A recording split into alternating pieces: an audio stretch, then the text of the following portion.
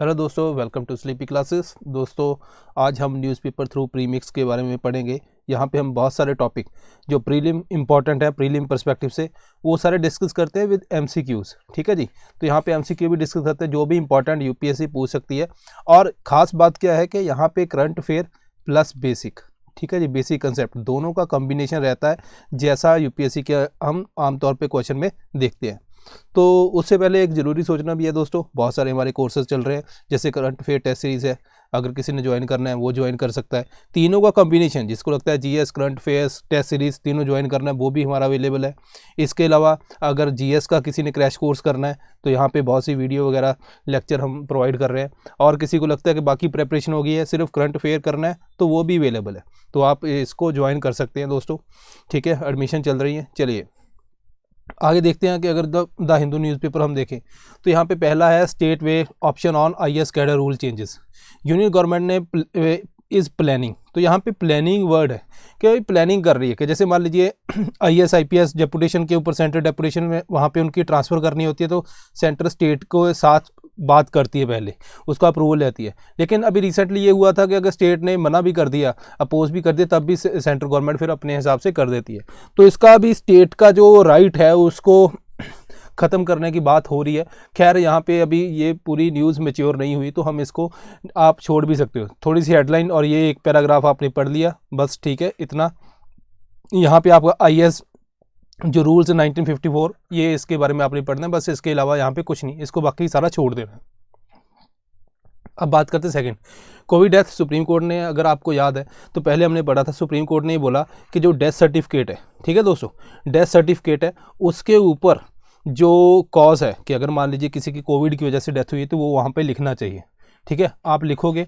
अब वहाँ पे सुप्रीम कोर्ट ने इसलिए ये बोला था कि भाई बाद में पैसा अगर मिलेगा, जिसको डेथ हो गई कोविड की वजह से, उसकी फैमिली उसके ऊपर डिपेंडेंट थी, तो अगर 50,000 दे रहे हो तो वहाँ पे उसको बाद में मिल सके, ताकि कोई इशू ना आए। तो उसी के बारे में सुप्रीम कोर्ट ने बोला है कि पेमेंट वगैरह जो भी स्टेट है उनको कि आप उसको दो। ठीक है, तो यहाँ पे एक न्यूज़ कुछ खास आगे भी नहीं है। ठीक है दोस्तों, इसके अलावा न्यू हरियाणा लॉ में हिट जॉब, हरियाणा ने एक लॉ पास किया था 75% रिजर्वेशन, जो लोकल प्राइवेट सेक्टर को जॉब देनी। तो ये आपका मेंस के लिए टॉपिक हो सकता है, प्रीलिम पर्सपेक्टिव इतना ज़्यादा इंपॉर्टेंट नहीं है। हाँ, आर्टिकल 19 आपको पढ़ना है जब आपने ये अपनी लक्ष्मीकांत पढ़ते हो, तो वहाँ पे एम्प्लॉयमेंट के लिए क्या क्या होता है उसको ये वायलेट करता है। ठीक है दोस्तों, तो कौन कौन से आर्टिकल वायलेट करता है ये जो हरियाणा का लॉ है वो आपने देखने हैं। इसके अलावा ये मेंस के लिए इंपॉर्टेंट है, क्योंकि इसकी वजह से क्या होगा कि बहुत से लोग जो हैं लोकल, जैसे मान लीजिए कोई ऐसी रिक्वायरमेंट है प्राइवेट सेक्टर को, कोई भाई हाईली स्किल्ड पॉपुलेशन चाहिए, है ना, तो वो लेबर फोर्स जो है वो हो सकता है हरियाणा के अंदर ना हो, तो लेकिन मजबूरी उनको वहीं से रखनी पड़ेगी, इससे जो प्रोडक्टिविटी है वो भी कम होती है।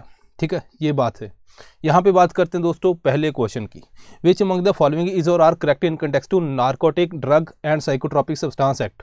ठीक है जी, फर्स्ट स्टेटमेंट कहती है as per NDPS act narcotic drugs are essentially natural where psychotropic substance are synthetic products.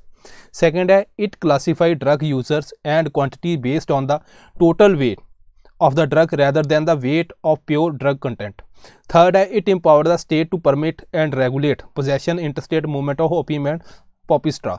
So totally ये क्वेश्चन जो है ये काफ़ी डिटेल में है, अगर किसी ने इसको डिटेल में पढ़ा है, डिटेल में इन द सेंस एनडीपीएस आपको पता होना है इसके यहाँ पे। इसके अलावा उसके बेसिक कि भाई बेसिक क्या है, यहाँ पे बेसिक हमें मिलता है कि नारकोटिक ड्रग क्या है और साइकोट्रॉपिक सब्सटेंस क्या है। ठीक है, दूसरी बात बेसिक कंसेप्ट यहाँ पे ये आता है, क्योंकि कोई भी हम एक्ट पढ़ते हैं तो उसका ये चीज़ें हमने वहाँ पे एक्ट के अंदर जाके देखनी होती है गवर्नमेंट ने क्या बताया। इसके अलावा ये ड्रग को कैसे क्लासीफाई करता है, ये है अपनी करंट अफेयर की न्यूज़। ठीक है दोस्तों, ये जो है ये है एक्ट के अंदर जो लास्ट ईयर 2019-20 के अंदर न्यूज़ में था।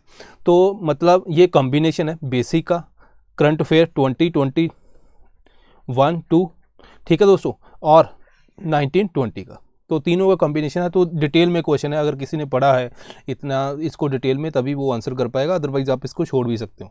तो यहाँ पे 2 और 3 है। तो यहाँ पे अगर हम देखें narcotic drug and psychotropic substance, तो they can be natural plus synthetic, दोनों हो सकते हैं अकॉर्डिंग टू ऑफिशियल डॉक्यूमेंट। ठीक है। तो यहाँ पे ये आपको ध्यान रखना है। साइकोट्रॉपिक थोड़ा सा ब्रेन को इम्पेक्ट करते हैं जो, तो नारकोटिक मेनली जो pain killer as a pain relevant होते हैं, ठीक है दोस्तों। तो लेकिन इससे भी ज़्यादा जो क्लासिफिकेशन है वो आपको ये ध्यान रखना है, both can be natural as well as synthetic. तो यहाँ पे पहली स्टेटमेंट गलत, ठीक है जी। तो सेकंड जो क्लासिफाई की है इसको हम अब इस लेक्चर में पढ़ते हैं। यहाँ पे plea challenges the expansion of definition of drug, ठीक है, उसके बेस के ऊपर ही ये अपनी जो स्टेटमेंट ये बनाई है। चलिए इसको देखते हैं। यहाँ पे क्या हुआ है दोस्तों, यहाँ पे बात ये चल रही है कि देखो नारकोटिक एनडीपीएस एक्ट जो है उसके अंदर कुछ क्लासिफिकेशन है। पहले मैं यहाँ पे लेके चलता हूँ। जैसे मान लीजिए स्मॉल क्वांटिटी है ना, किसी के पास कोई क्वांटिटी पकड़ी गई ड्रग की, वो स्मॉल है। जैसे मान लीजिए स्टिमुलेंट के अंदर एम्फेटामाइन है, वो 2 ग्राम स्मॉल होगी, 50 ग्राम कमर्शियल होगी, है ना। तो इसके स्मॉल के लिए अलग प्रावधान है सज़ा का, कमर्शियल के लिए अलग है। तो यहाँ पे ज़्यादा उसको सज़ा मिलेगी। जैसे यहाँ पे स्मॉल क्वांटिटी है 1 ईयर रिगरस इम्प्रिजनमेंट या फाइन एंड 10,000 तक। कमर्शियल क्वांटिटी अगर पकड़ी गई, अगर मतलब ज़्यादा पकड़ी गई, तो यहाँ पे 20 साल तक सज़ा हो सकती है ना। तो ये है। तो यहाँ पे बात करते हैं कि जो अभी प्ली हुई है उसके कंटेक्स्ट के अंदर की बात क्या चल रही है। यहाँ पे दिल्ली हाई कोर्ट ने सेंटर को बोला है कि आप इसकी डेफिनेशन, जो ड्रग की डेफिनेशन, वो बताओ क्या है। ड्रग की डेफिनेशन यहाँ पे कैसे क्लासीफाई की हुई है। बेसिकली 2 नोटिफिकेशन आई थी, उसने ड्रग की डेफिनेशन को थोड़ा सा एक्सप्लेन किया एनडीपीएस एक्ट के अंदर। क्या किया इन्होंने, ये बोला कि मान लीजिए कोई ड्रग है, सपोज करो 4 ग्राम हीरोइन है, ठीक है दोस्तों, ये पकड़ी गई है। अब ये 4 ग्राम हीरोइन अगर हम देखें यहाँ पे, तो ये आती है स्मॉल के अंदर। यहाँ पे 4 ग्राम अगर आप देखोगे तो हीरोइन जो है यहाँ पे 5 ग्राम तक स्मॉल के अंदर आती है। मतलब अगर किसी के पास 4 ग्राम पकड़ी गई तो उसको आप बोलोगे कि ठीक है यहाँ पे ये स्मॉल के अंदर आती है, स्मॉल क्वांटिटी के अंदर, तो इसको सज़ा भी 1 साल तक, 1 ईयर तक, ठीक है, इतनी हो जाएगी। लेकिन अगर मान लीजिए वो यहाँ पे कोई पाउडर शुगर इसके अंदर मिला देता है जो न्यूट्रल मटेरियल है, ठीक है, तो ये ड्रग इसके अंदर नहीं आती। तो अगर मान लीजिए ये पाउडर मटेरियल मिला दिया और इसकी क्वांटिटी बढ़ा दी उसने, ठीक है, इंक्रीज़ कर दी, तो लेट अस सपोज कि अब ये 300 ग्राम होगी, ठीक है जी। तो 300 ग्राम होगी तो एनडीपीएस एक्ट क्या करता है कि इस 300 ग्राम को वो कमर्शियल के अंदर डाल देता है। वो कहता है ये कमर्शियल है, ठीक है। सो इट मीन्स कि ये एनडीपीएस जो नोटिफिकेशन है इसने क्या लिया, इसने टोटल क्वांटिटी को लिया, टोटल को लिया, रेदर देन प्योर उसमें कितनी है, सिर्फ 4 ग्राम है ना, प्योर तो 4 है। तो यहाँ पे अगर हम देखें तो इंसान के पास तो 4 ग्राम ड्रग थी, ठीक है, जो स्मॉल के अंदर आनी थी। अगर ये पकड़ा जाता तो सज़ा कम है, लेकिन अगर उसने न्यूट्रल मटेरियल उसके बीच में डाल दिया तो ये क्वांटिटी बढ़ गई, कमर्शियल स्केल के अंदर आ गई, तो उसको ये 20 साल तक सज़ा हो सकती है। यही इसका इन्होंने बोला कि आप प्योर ड्रग के बेस के ऊपर स्मॉल और कमर्शियल स्केल को यूज़ करो, रेदर देन कि आपने कोई न्यूट्रल मटेरियल भी डाल दिया तब वो उसकी क्वांटिटी को बढ़ाना, ठीक है। आप डिल्यूट करके इसको नहीं ले सकते। आप इसमें से भी 300 ग्राम में अगर देखोगे प्योर ड्रग तो 4 ग्राम ही है, तो उसको ही आप लो। ये बात हुई है यहाँ पे इसके अंदर। तो अब देखते हैं आगे क्या चलता है मामला, लेकिन मैंने आपको सिंपल शब्दों में समझा दिया कि ये बात क्या है। एनडीपीएस एक्ट 1985 के बारे में थोड़ा सा पढ़ लेते हैं। बहुत सी कन्वेंशन है, international convention on psychotropic substance, UN convention against illicit traffic in narcotic drug and psychotropic substance वगैरह, ये सारी इनके तहत इंडिया ने फिर ये अपना एक्ट पास किया, ठीक है, इनके अलायंस के साथ। तो यहाँ पे अगर हम बात करें तो आपको ध्यान क्या देना, ये ध्यान देना थोड़ा सा। देखो बहुत सी जो चीज़ें हैं इनकी कल्टीवेशन है ना, ऐसी ड्रग की cultivation, production, manufacturing, possession, sale, purchase, transportation, ये सब प्रोहिबिटेड है, ठीक है दोस्तों। बट एक्सेप्ट, ये चीज़ ध्यान रखनी है, मान लीजिए कोई मेडिकल पर्पज़ के लिए है तो भाई उसके लिए तो अलाउ करनी पड़ेगी, क्योंकि मेडिसिन के अंदर बहुत यूज़ होती है। अब यूपीएससी पूछेगी कि ये प्रोहिबिटेड है अंडर एनी कंडीशन। जैसे आपको वाइल्ड लाइफ प्रोटेक्शन एक्ट के अंदर यूपीएससी ने क्वेश्चन पूछा था कि कोई भी प्लांट है जो एनी कंडीशन के अंदर उसको लाइसेंस नहीं मिल सकता। तो यहाँ पर भी क्या है कि एक्सेप्शन है, तो बस इतना ध्यान रखना है कि एक्सेप्शन है, ऐसा नहीं कि भाई थ्रू आउट इंडिया वो किसी भी कंडीशन में उसको ग्रो नहीं करने देंगे। दूसरी बात है सेंट्रल गवर्नमेंट का काम क्या है, ये रेगुलेट करती है कल्टीवेशन, प्रोडक्शन, मैन्युफैक्चर वगैरह को, ठीक है। कोई भी सब्सटेंस है इसके अंदर डालना है, ठीक है, साइकोट्रॉपिक है या नार्कोटिक है, वो भी ये काम देखती है। स्टेट गवर्नमेंट का काम क्या है, स्टेट गवर्नमेंट के पास पावर है कि वो जैसे ओपीएम, पॉपी स्ट्रॉ वगैरह अगर देखो कुछ स्टेट के अंदर अलाउड है ना, तो वहाँ पे उसके लिए वो उसको पावर है कि वो उसको परमिट कर सकती है। इसके अलावा सेंटर एंड स्टेट दोनों अपॉइंट कर सकती हैं ऑफिसर्स। अब बात करते हैं एनडीपीएस अमेंडमेंट 2021। यहाँ पे बात करता हूँ मैं आपको, तो थोड़ा सा बताता हूँ कि 2014 के अंदर, ठीक है दोस्तों, यहाँ पे एक मैं आपको चीज़ बताता हूँ कि इसको आपने जो ज़्यादा डिटेल में नहीं पढ़ना, लेकिन हाँ मैं उसको आपको सिंपल शब्दों में समझा दूंगा, वैसे आपको समझ नहीं आएगा। ठीक है दोस्तों, सेक्शन जो 28 था, 28A, ठीक है, एक है सेक्शन 28B। ठीक है दोस्तों, अब 28A के अंदर कुछ इन्होंने ऑफेंसेस लिखे थे 2014 अमेंडमेंट से पहले, और उसकी सज़ा थी 27A के अंदर। 2014 के अंदर इन्होंने क्या किया, इसके अंदर अमेंडमेंट कर दी। इन्होंने ये जो ऑफेंसेस थे इसकी जगह के ऊपर 28A के अंदर असेंशियल ड्रग डाल दिया कि असेंशियल ड्रग क्या है। असेंशियल ड्रग जैसे कोई मेडिसिन के लिए आप यूज़ कर सकते हो, है ना, उसके बारे में यहाँ पे लिख दिया। और ये वाला जो मटेरियल था, ऑफेंसेस थे, ये डाल दिए 28B के अंदर। अब क्या हुआ कि त्रिपुरा के अंदर एक बंदा पकड़ा गया, तो उसको सज़ा देनी थी, तो वहाँ पे हाई कोर्ट के अंदर गया। वो कहता मुझे आप सज़ा दे रहे हो 27A सेक्शन के अंदर। उसने बोला 27A जो सेक्शन जिसके अंदर आप मुझे सज़ा दे रहे हो उसके ऑफेंसेस कहाँ पे हैं। 27A के अंदर ये लिखा है कि जो ऑफेंसेस लिखे हैं 28A के अंदर, उन ऑफेंसेस के लिए सज़ा 27A के अंदर है। उस बंदे ने बोला भाई अब तो 27A के जो 8A है ना, 8A के अंदर तो अब वो ऑफेंसेस लिखे ही नहीं है। वो ऑफेंसेस कहाँ है, वो 8B के अंदर है ना। तो जब उस टाइम पे उसने बोला तो फिर यहाँ पे ऑफेंसेस नहीं है तो मुझे सज़ा किसकी, है ना। उसने बोला ये तो क्योंकि 28B की जो सज़ा है वो यहाँ पे 27A के अंदर होगी, ये वहाँ पे लिखा नहीं, 2014 के अंदर इनसे गलती होगी। तो उसको दोबारा इन्होंने अभी चेंज ही किया है। तो हाई कोर्ट ने बोला भाई इसको चेंज करो, ऐसे तो किसी को सज़ा ही नहीं होगी, है ना। तो मतलब ये कहने का, पहले यहाँ पे आपको सेक्शन वगैरह भी याद करने की जरूरत नहीं, इतना याद रखो पहले यहाँ पे कुछ ऑफेंसेस लिखे थे, इसकी सज़ा मिलती थी 27A के अंदर। इन्होंने ये वाले ऑफेंसेस इधर शिफ्ट कर दिए और यहाँ पे एसेंशियल ड्रग की डेफिनेशन डाल दी। तो अब यहाँ पे इन ऑफेंसेस के लिए सज़ा यहाँ पे थी, ना कि इन ऑफेंसेस के लिए। वहाँ पे इन्होंने ऐड नहीं किया कि अब इसको चेंज नहीं किया। तो इट मीन्स कि अब जो बंदा 27A के अंदर जो सज़ा होगी वो होगी किसके थ्रू, 8A के। लेकिन 8A के अंदर तो ऑफेंसेस अब है ही नहीं, वहाँ पे क्या है, एसेंशियल ड्रग। तो ये इनसे गलती होगी, तो इसलिए इन्होंने अब बोला कि उसको चेंज करना है, बस यही है।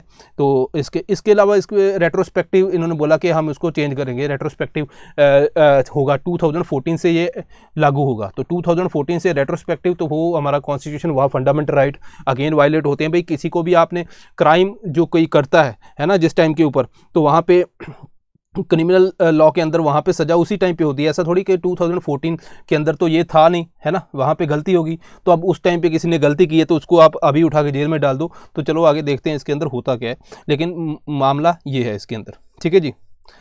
तो यहाँ पे 27A के अंदर क्या है, इनएक्टिव ही है। क्यों, क्योंकि भाई जो 8A है ना, 8A के अंदर जो ऑफेंसेस थे वो उसके तहत 27A के अंदर सज़ा मिलती थी। लेकिन 8A के अंदर अब ऑफेंसेस तो वो है ही नहीं, वो कहाँ है, वो 8B के अंदर। ठीक है, तो इट मीन्स कि जो यहाँ पे 8A के अंदर ऑफेंसेस ही नहीं है, तो ये भी तो इनएक्टिव ही रहा। अब क्या करेगी गवर्नमेंट, अगर यहाँ पे अगर मान लीजिए गवर्नमेंट बोलती है कि नहीं जो 8B है उसकी सज़ा यहाँ पे मिलेगी, फिर ये एक्टिव हो जाएगा। ठीक है दोस्तों, तो ये थोड़ा सा उसके बारे में था। हाँ, आपने ये भी ध्यान रखना है कि यूपीएससी ये भी स्टेटमेंट पूछ सकती है कि जो ड्रग की जो क्लासिफिकेशन है, कैटेगरी, वो small quantity, commercial and more than small and less than commercial, 3 type के अंदर ये जो एक्ट है वो करता है। ये आपने ध्यान रखना है, एक स्टेटमेंट और याद रखनी है। अब सेकंड क्वेश्चन है, Denison barbs miss Kerala, a native fresh water fish species commonly found in parts of the Karnataka and Kerala has been included in Schedule 1 of the Wildlife Protection Act amendment bill 2021। What does it imply, कि उसको इसके अंदर डाल दिया schedule 1 के अंदर। हालांकि आज भी अमेंडमेंट ही है, लेकिन क्वेश्चन अपना बनता है। तो 1 के अंदर है, तो इसका मीनिंग क्या है। फर्स्ट स्टेटमेंट है, it enjoy the same level protection as tiger, it no longer exists in the wild, a few individuals are under captive protection and now it is impossible to prevent its introduction, then it is endemic to particular region of India, it is essentially a critically endangered species. के मतलब अगर आप कोई किसी species को schedule 1 के अंदर, wild life protection act 1 के अंदर डालते हो, तो इसका मीनिंग क्या होता है। तो यहाँ पे ये यूपीएससी के अंदर भी 2017 के अंदर क्वेश्चन आया था ऐसा ही। ठीक है, उन्होंने वैसे ही बोला था कि इफ़ अ पर्टिकुलर स्पीसीज को हम ऐसा चेंज करें। इसके अंदर मैंने ये एक ऑप्शन चेंज किया है, बाकी जो सेंस है वो क्वेश्चन की वैसे ही है, बस हमने क्वेश्चन चेंज किया है ऊपर से। तो यहाँ पे आंसर है ए। ठीक है, जो टाइगर है वाइल्ड लाइफ प्रोटेक्शन एक्ट 1 के अंदर है, तो सेम लेवल प्रोटेक्शन ऑफ जो इसको भी मिलेगी। ठीक है दोस्तों, अब बात करते हैं, ये थी न्यूज़। ठीक है जी, अब यहाँ पे इसके बारे में पढ़ लेते हैं।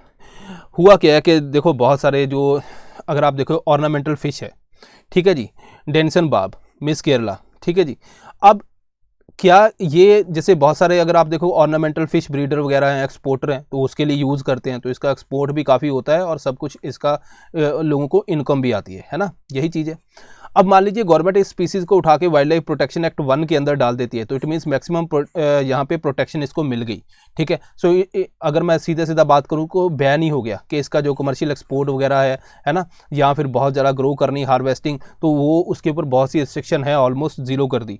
तो इट मीन्स कि अब जो वहाँ पे जो एक्वेरिस्ट हैं उनके लिए नुकसान हो गया, तो उन्होंने बोला कि ये जो आपने शेड्यूल 1 के अंदर डाला है ये गलत डाला है, इसकी कौन सी स्पीसीज़ बहुत ज़्यादा कम हुई है। दूसरा इन्होंने ये भी बोला इसका जो नेम है, ठीक है, डेनिसोनी पोंटियस डेनिसोनी है, ठीक है, against the name of Denison बाब, ये भी उन्होंने बोला है गलत है, ठीक है दोस्तों। इट शुड हैव बीन, उन्होंने बोला सहिद्रिया डेनिसोनी इसका नाम रखना चाहिए। चलो ये तो बात वैसी ही होगी, लेकिन हमें क्या याद रखना है कि इंक्लूजन इन शेड्यूल 1 है, तो यहाँ पे इसकी जो एप्लीकेशन है, इम्प्लीकेशन के ऊपर मैंने क्वेश्चन बनाया है, यही यूपीएससी के पर्सपेक्टिव से क्वेश्चन हमें आ सकता है और इसी के ऊपर हमने फोकस करना है, ठीक है जी। अब third question, Representation of Peoples Act 1950 was enacted to provide for allocation of seats in House of People, delimitation of Parliamentary Assembly and Council constituencies. Third है qualification and disqualification for membership of Parliament, conduct of election. 1 and 2, 1, 2, 3, 2 and 3, 3 and 4. ठीक है, तो यहाँ पे इसके अंदर कौन सा राइट आंसर है, ये सीधा क्वेश्चन आपके लक्ष्मीकांत से है। अब देखो यहाँ पे जब यूपीएससी के अंदर मान लीजिए सेम क्वेश्चन आ जाता है, तो हम क्या करेंगे यार, ये वाली चीज़ तो कंडक्ट ऑफ इलेक्शन न्यूज़ में था, ठीक है जी, न्यूज़ में था, तो वहाँ पे आरपीए के बारे में बात की गई है, तो इसीलिए ये करंट अफेयर के ऊपर क्वेश्चन है ना, तो हम करंट अफेयर में भी डाल दोगे। लेकिन अगर आप इसको वैसे अलग करोगे, आप बोलो ये लक्ष्मीकांत से, ये बेसिक से क्वेश्चन है, तो ये बेसिक का क्वेश्चन था, तो हमें बेसिक के ऊपर फोकस करना है। बेसिकली हमें करना क्या, करंट अफेयर के अंदर न्यूज़ है, उसके थ्रू हम बेसिक पढ़ रहे हैं, ठीक है जी। तो यहाँ पे जो 1 and 2 है वो इसके अंदर आती है, बाकी नहीं आती। तो यहाँ पे supreme court to consider listing plea to discard EVM. देखो दोस्तों, ईवीएम अब बात करते हैं कि आरपीए 1950 एंड आरपीए 1951, तो जो यहाँ पे भी कुछ इसके अंदर बताया गया, ठीक है। उसके अलावा जो एक्चुअल कंडक्ट ऑफ इलेक्शन है उसके बारे में 1951 के अंदर बताया गया। वहाँ पे ये जो सेक्शन 61A है आरपीए के अंदर, उसके अंदर ये बोला गया कि हम जो इलेक्शन को कंडक्ट करने के लिए ईवीएम यूज़ करेंगे। अब इन्होंने बोला कि भाई ईवीएम यूज़ करेंगे, ये वाली जो चीज़ है ये पार्लियामेंट ने पास नहीं की थी, ठीक है, पार्लियामेंट के द्वारा पास नहीं हुई, ये जो इसके अंदर डाला गया, तो इसीलिए क्योंकि पार्लियामेंट के थ्रू पास नहीं हुई, तो आप ईवीएम के थ्रू इलेक्शन को कैंसिल करो, बैलेट पेपर से इलेक्शन करवाओ, ये इसमें पीआईएल के अंदर बोला गया है। तो यहाँ पे हमें क्या पढ़ना है, आरपीए 1950, ये डायरेक्टली आपका लक्ष्मीकांत से लिया गया कि इसके अंदर एलोकेशन सीट्स जैसे house of people, state legislative assembly, state legislative council.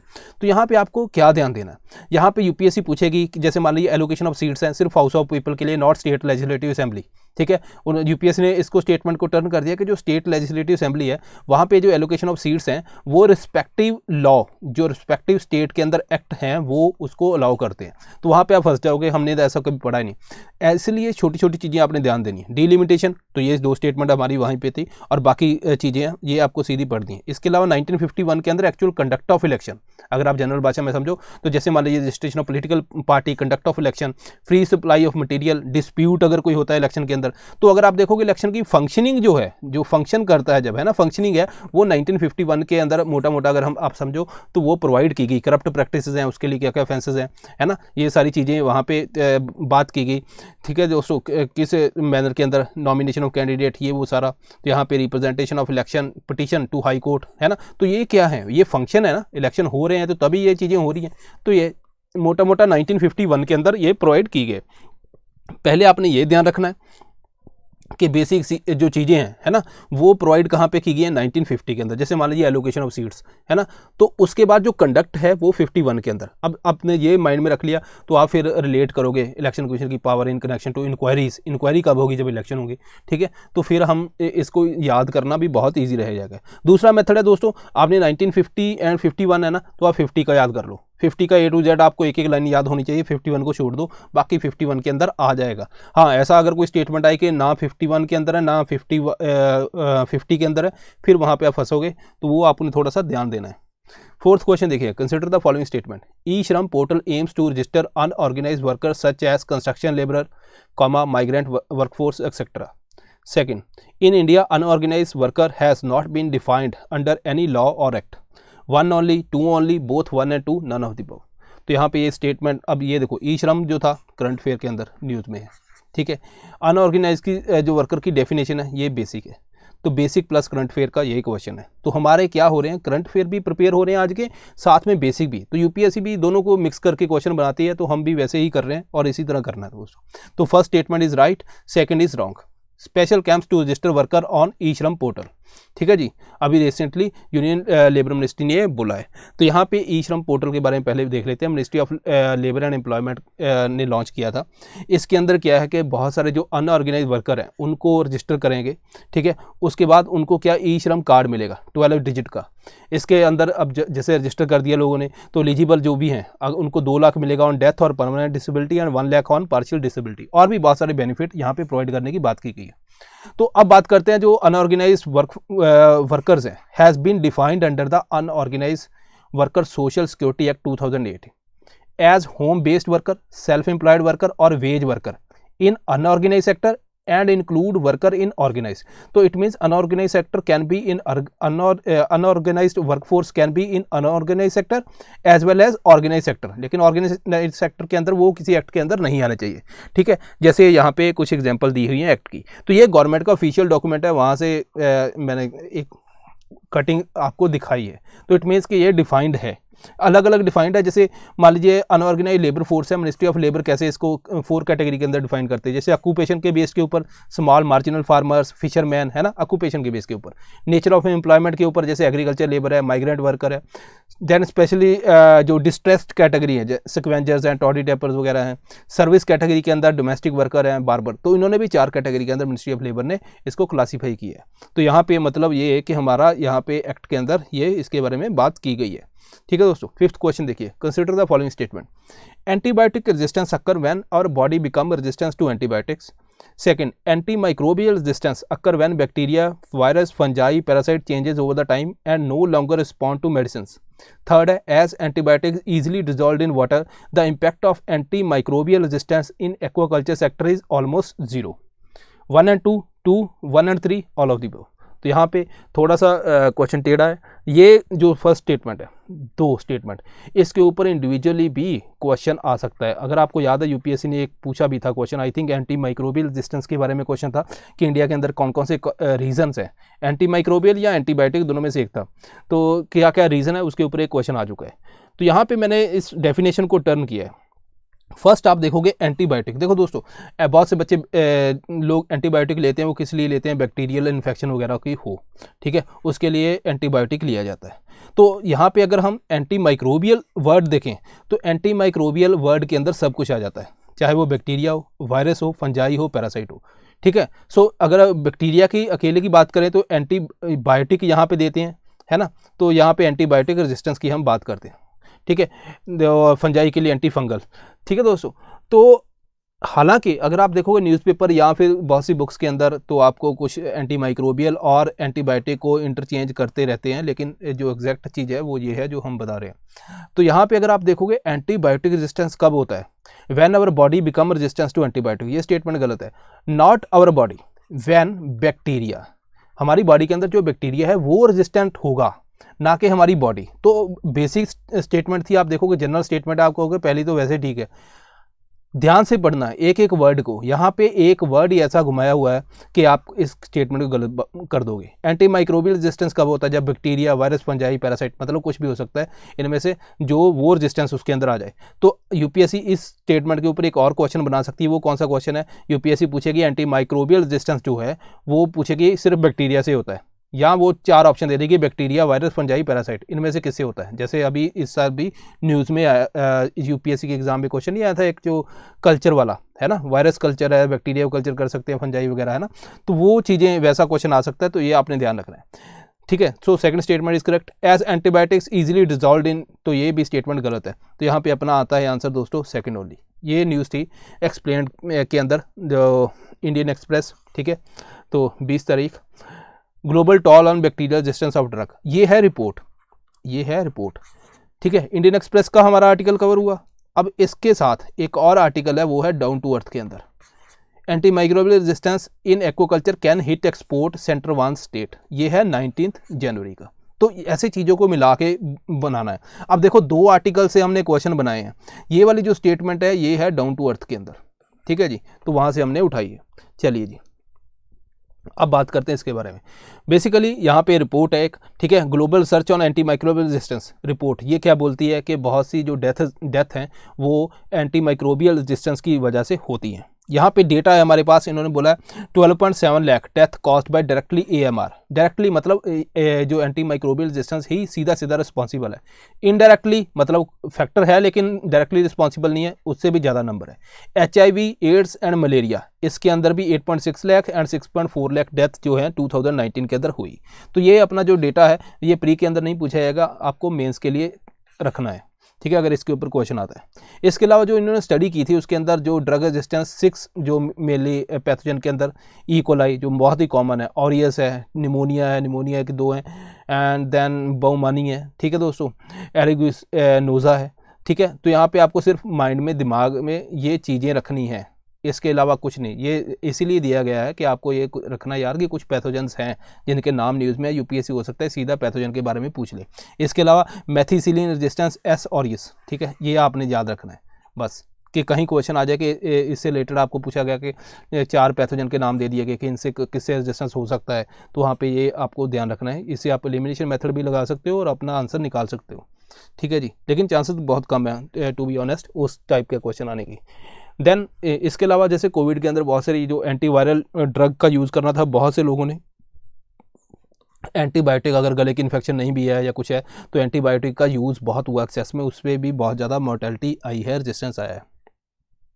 Anti microbial resistance क्या होता है ये हमने क्वेश्चन के अंदर ही डेफिनेशन पढ़ ली इसकी, ठीक है। अब बात करते हैं दोस्तों, UPSC के अंदर एक क्वेश्चन आया कि रीज़न के ऊपर।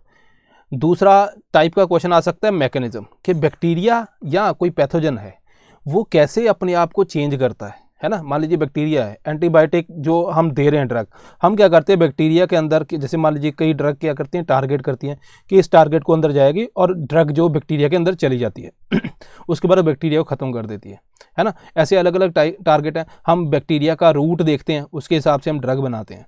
तो बैक्टीरिया भी क्या करते हैं, आगे से अपना जो मेथड है वो चेंज कर लेता है। वो कहता है कि भाई तुमने अगर रूट देखा तो मैं अपना रूट ही चेंज कर दूंगा। कैसे? रिस्ट्रिक्ट करता है एक्सेस, जैसे मान लीजिए germs restrict access by changing entry way और limiting the number of entry way. Suppose करो ये एक बैक्टीरिया है, इसके अंदर जो एंटीबायोटिक है वो 3 रूट से एंटर होती थी, तो अब बैक्टीरिया ने क्या किया, इन रूट को लिमिटेड कर दिया, तो अब जो एंटीबायोटिक एंटर नहीं कर पा रही। अगर एंटर नहीं कर पा रही तो बैक्टीरिया को कोई फर्क नहीं पड़ता, आप उसको लो, ठीक है। दूसरा है बैक्टीरिया क्या करता है कि भाई ठीक है मेरी बॉडी के अंदर आ गई हो, तो वो पंप सिस्टम चला देता है, इसको बॉडी से बाहर एक्सपेल कर देता है और वो जो मेडिसिन है वो इसके थ्रू जाके एक्सपेल बाहर चली जाती है और बैक्टीरिया के ऊपर कम असर करती है, ठीक है जी। इसके अलावा बैक्टीरिया के अंदर कुछ बैक्टीरिया एंजाइम बनाता है जो एंटीबायोटिक को डिस्ट्रॉय कर देते हैं, ठीक है। इसके अलावा जो उसका टारगेट चेंज कर सकता है, ठीक है दोस्तों। इसके अलावा अगर बोले कि स्पेसिफिक पार्ट के लिए जो बनाया होता है ना, जैसे मान लीजिए आपने कोई बैक्टीरिया या उसके स्पेसिफिक पार्ट के लिए बनाया है, तो स्पेसिफिक पार्ट क्या होगा, वो टारगेट होगा, उसको चेंज कर दिया जाएगा, बाईपास कर देता है अलग अलग तरीके से जो सेल की प्रोसेस है। इसके अलावा अगर आप देखोगे एक पंप सिस्टम और भी होता है, जैसे मान लीजिए एंट्री जो ड्रग है वो होती है सपोज करो 10 की और एग्जिट जो होती है वो होती है 1 की, तो इट मीन्स कि 9 जो एंटीबायोटिक की क्वांटिटी है वो बैक्टीरिया के अंदर है। बैक्टीरिया क्या करता है, इसको चेंज कर देता है, यहाँ 1 की जगह वो क्या कर देता है कि 9 कर देता है ना, बढ़ा देता है, तो अब बीच में कितनी रही 1, तो उसका कोई असर होता नहीं। तो अलग अलग मेथड है। मेरा कहने का मतलब ये है UPSC इनमें से कोई भी पूछ ले कि हाँ बैक्टीरिया ऐसा कर सकता है ना, तो या वैसा कर सकता है। सपोज करो मैं एक स्टेटमेंट यहीं पे बना देता हूँ आपको लाइव एग्जांपल कि कैसे क्वेश्चन बनता है। मान लीजिए UPSC ने बोला कि एक नई एंटीबायोटिक आई है जी, ठीक है। ये एंटीबायोटिक जो है सक्सेसफुल है, क्यों? क्योंकि बैक्टीरिया को, जो बैक्टीरिया है इसको एक्सपेल नहीं कर पाता, क्योंकि बैक्टीरिया की बॉडी के अंदर कोई ऐसा सिस्टम नहीं है जिससे वो एंटीबायोटिक को पंप आउट कर सके बॉडी से, ठीक है। अब ये स्टेटमेंट बन गई, लेकिन हमने यहाँ पे क्या पढ़ा कि बैक्टीरिया के अंदर प्रोसेस होती है वो पंप आउट कर सकता है, तो ये स्टेटमेंट गलत हो जाएगी। तो ये क्वेश्चन स्टेटमेंट बनाने के तरीके हैं जो आपने ध्यान में रखने हैं, ठीक है दोस्तों। इसके अलावा जो डाउन टू अर्थ के अंदर ये आर्टिकल आया, यहाँ पे इसने बोला कि बहुत सारे जो एक्वाकल्चर सेक्टर है उसके अंदर भी एंटीबायोटिक जो रेजिस्टेंस है वो एंटी माइक्रोबियल रेजिस्टेंस इंक्रीज हो रहा है। तो यही स्टेटमेंट को मैंने घुमा के डाला था कि जो एंटीबायोटिक है वो वहाँ पे क्या होता है, डिजॉल्व हो जाती है। आप उस स्टेटमेंट से एग्री करोगे, हाँ यार हो सकती है, इसीलिए एक्वाकल्चर सेक्टर के ऊपर ऑलमोस्ट जीरो इफेक्ट होता है। ऐसा नहीं है, वो स्टेटमेंट बिल्कुल ही गलत है, ठीक है। एक्वाकल्चर सेक्टर के ऊपर यहाँ पे बोला है कि उसको एंटीबायोटिक यूज़ हो रहा है बहुत ज़्यादा, है ना। तो जैसे मान लीजिए इवन पोल्ट्री के अंदर क्या होता है कि उसकी जो जल्दी ग्रोथ हो, बहुत सी एंटीबायोटिक दी जाती हैं, जिससे वो जो चिकन वगैरह जो खाते हैं, नॉनवेज खाते हैं, उनकी बॉडी के अंदर जाता है और धीरे धीरे वो रेजिस्टेंस बढ़ता जाता है। इसी तरह India one of the largest shrimp exporter है और ये एक खतरा है। यहाँ पे अगर जितना ज़्यादा एंटीबायोटिक मिलेगा, भाई अगर मान लीजिए आपने यूरोप के अंदर एक्सपोर्ट करना है, वो तो चेक करेंगे कि इसके अंदर कुछ और चीज़ें तो नहीं डली हुई, तो वो फिर जो इंडिया का एक्सपोर्ट है उसको बंद कर देंगे, ठीक है जी। इसके अलावा अगर बात करें तो यहाँ पे बताया गया कैटल के अंदर, कैटल केयर के अंदर भी दोस्तों यहाँ पे बोला गया कि जो वेटनरी डॉक्टर्स हैं वो इतने हैं नहीं, तो बहुत ज़्यादा क्वैक्स जो हैं वो उनके अंदर मेडिसिन वगैरह देते हैं, तो वहाँ पे उनको पता नहीं होता कितनी क्वांटिटी के अंदर कोई भी अगर बायोटिक देनी है वो कितनी देनी है, कितनी नहीं देनी, तो जिसकी वजह से जो एक्सेस यूज़ करने की वजह से यहाँ पे भी एंटीबायोटिक रेजिस्टेंस हो गया है। तो यहाँ पे एक और बात की गई है, वो है mobile veterinary unit. Mobile veterinary unit दोस्तों क्या होता है कि जैसे मान लीजिए एक वैन है, ठीक है, उसके 4 पहिए हैं, ठीक है जी। अब ये घर घर जाती है, जो अलग अलग किसानों के पास जाती है, इसके अंदर वेटनरी डॉक्टर होता है, पैरा वेटनरी डॉक्टर भी एक यहाँ पे साथ में होता है। तो यहाँ पे ये लोगों के घर में गई तो वहाँ पे लोगों को क्या बोला इसने, एक तो मेडिसिन दी, अगर मान लीजिए कोई कैटल बीमार है तो उसको ये मेडिसिन उतनी ही क्वांटिटी में देगा जितनी चाहिए। तो यहाँ पे एक्सेस यूज जो हो रहा था एंटीबायोटिक का वो खत्म हो गया। दूसरी बात, यहाँ पे ये फार्मर्स को अवेयर करेगा, है ना। इससे क्या होगा, एंटीमाइक्रोबियल रेजिस्टेंस भी जो वो कम हो जाएगा। तो ये चीज़ें हैं यहाँ पे इसके अंदर दी गई। तो ये basically GPS track 4 wheeler van होती है, ठीक है दोस्तों। सो ये था दोस्तों आज के जो भी इंपॉर्टेंट है। बाकी न्यूज़पेपर से भी हमने उठाए जो हमें लगा कि प्री के कंटेक्स्ट के अंदर आ सकते हैं, उसके अंदर थोड़ा सा हमने बेसिक कंसेप्ट को का तड़का लगाया और अच्छे से क्वेश्चन बनाए हैं। आई होप कि आप इसको प्रिपेयर कर रहे हैं, इसको याद करना है दोस्तों। ऐसी स्टेटमेंट को वहाँ पर हो सकता है एक ही स्टेटमेंट के ऊपर एक आपका आंसर निकल जाए। तो मिलते हैं फिर next time. Thank you very much.